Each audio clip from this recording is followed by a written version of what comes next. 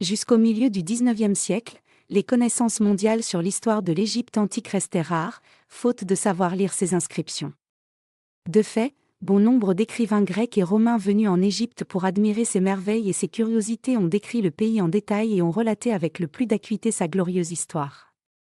Malheureusement, tous leurs écrits qui nous sont parvenus étaient tirés. Ces récits sont restés notre seule source pour l'histoire de l'Égypte antique jusqu'au début du XIXe siècle.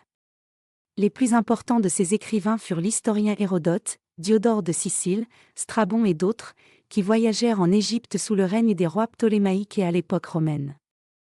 Ainsi, la véritable histoire du pays avant l'époque ptolémaïque demeura un mystère. Nous n'en savons rien, si ce n'est ce que nous a révélé l'historien égyptien Manéthon, qui a écrit une histoire du pays à l'époque ptolémaïque, apparemment basée sur des sources égyptiennes antiques. Cependant, une grande partie de ce qu'il mentionnait dans son livre n'était pas vérifiée par les sources originales découvertes après la révélation des secrets de la langue égyptienne.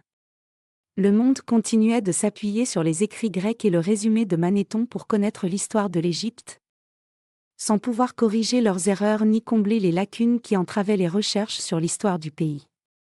C'est pourquoi certains chercheurs, comme le père Kercher, tentèrent de déchiffrer les symboles de la langue égyptienne jusqu'à connaître la véritable histoire du pays.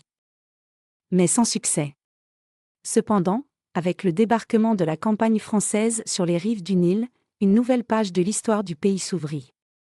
Parallèlement au combat des soldats français contre les Mamelouks, une autre campagne scientifique française sillonna le pays de long en large pour l'étudier scientifiquement et systématiquement sous tous ses aspects. Ses cultures et son artisanat, puis étudièrent les mœurs, les coutumes et l'antiquité du peuple, et transférèrent les inscriptions anciennes visibles sur les temples.